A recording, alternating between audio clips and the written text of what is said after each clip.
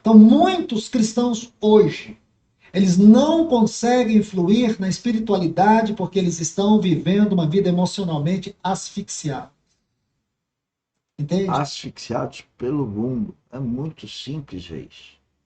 É só você ir num restaurante, uma pizzaria, em qualquer lugar onde tem pessoas, e você percebe que elas estão agitadas com o que comer, o que beber, o celular. Você acaba vendo conversas que são conversas todas do mundo. Elas são naturalmente adequadas, corretas, mas nós não estamos falando das coisas naturais.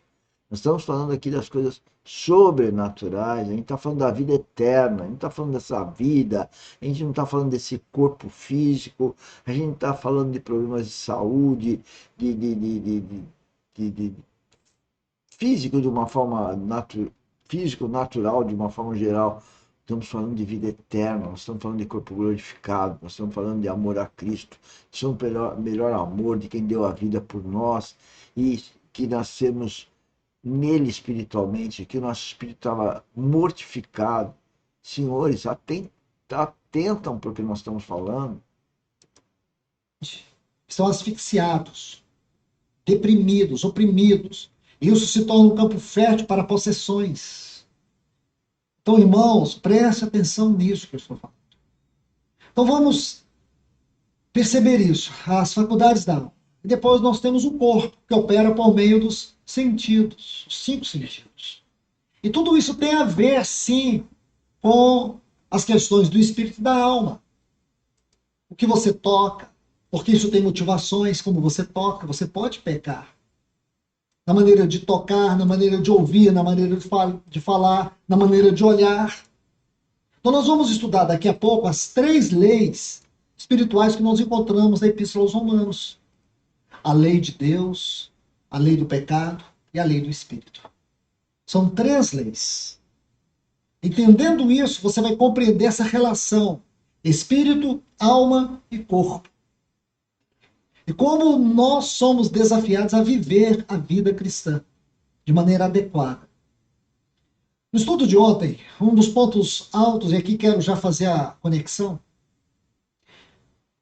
foi Gênesis capítulo 6, especialmente o versículo 3, onde diz Deus, ele coloca uma sentença.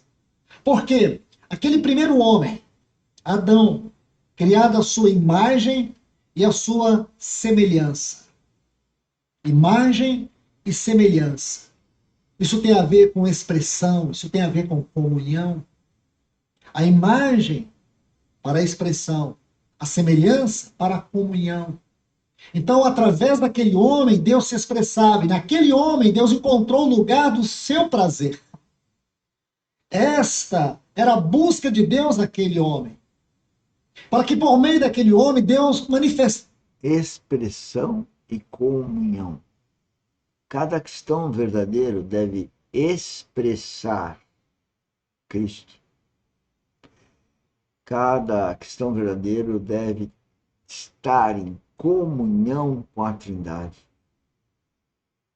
Se eu não tiver uma comunhão com a Trindade, é porque eu não tenho o Espírito Santo habitando no meu coração. Se eu não tenho comunhão com a Trindade, eu não posso ouvir Deus, porque eu não tenho intuição. Eu não posso, ao não estar em comunhão, ter a consciência verdadeira dos fatos. Ao não estar em comunhão, não ter o Espírito Santo habitando no meu coração, eu não tenho guia, eu não tenho meu Pai Celestial me direcionando para as coisas que eu faço. Eu tenho meu ego, minha carne, minha vontade, meu eu. Isso é contrário à vontade de Deus. Deus quer que a gente faça a vontade dele, não a nossa. Senhores, como pode os casamentos ou as relações homem e mulher de uma forma geral estarem como estão? Eu percebo que o homem e a mulher podem até viver sob o mesmo teto, Eles não se relacionam a não ser das coisas de casa, das coisas domésticas, as coisas dos filhos, as coisas dos negócios, do dinheiro, do que vão fazer, do que vão viajar. O casal não fala de Cristo, não tem relacionamento em Cristo. Ele e ela não vivificaram em espírito. E se eles vivificarem em espírito, eles vão falar menos das contingências naturais, colocando sempre o que o Espírito Santo está mandando fazer para as circunstâncias naturais. E os casamentos hoje são muito interessantes, né? Não tem nada a ver com a Bíblia. Eles se veem só quando tem uma vontade de se ver. Veja, os dois precisam ter vontade. A vontade é deles, não é a vontade de Deus.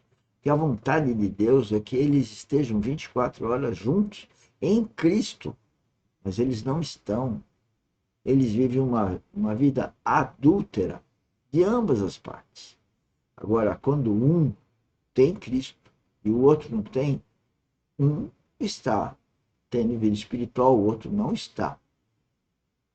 E é muito simples. O que acontece? Um é voluntarioso e o outro segue a vontade de Deus. Isso não dá certo.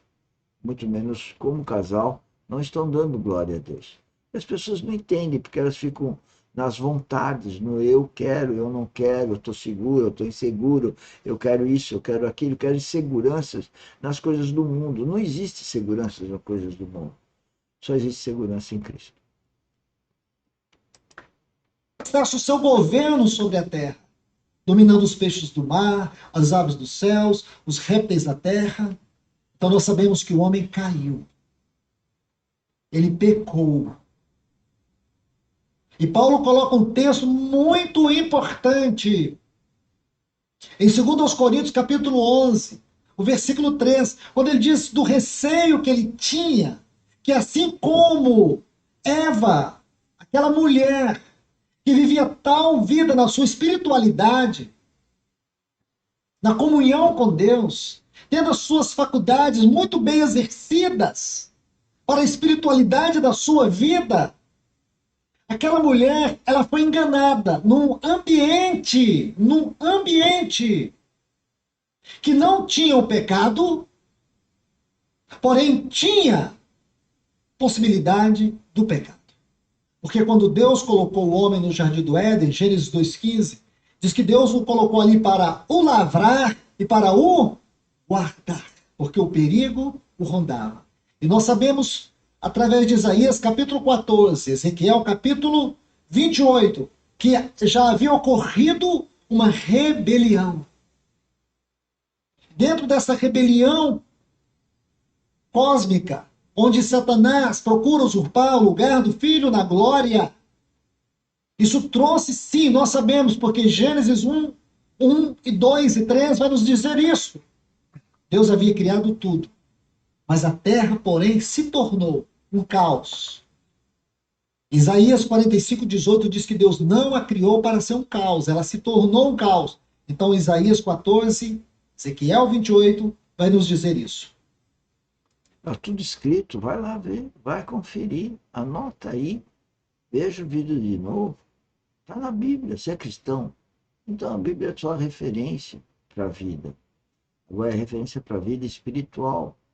Mas como se deve comportar agora com esse corpo carnal.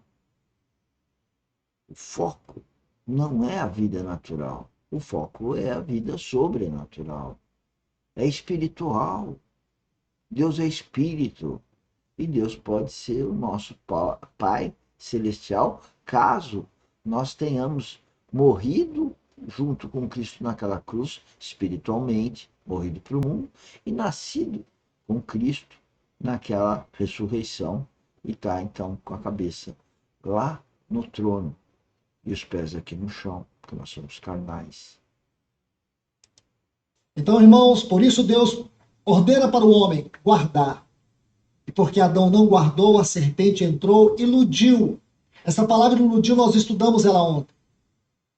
Isso tem a ver com as sutilezas, com a maneira maliciosa, às vezes imperceptível, como o inimigo nos engana. como ele nos seduz. Ele vem por meio da nossa alma, da nossa mente,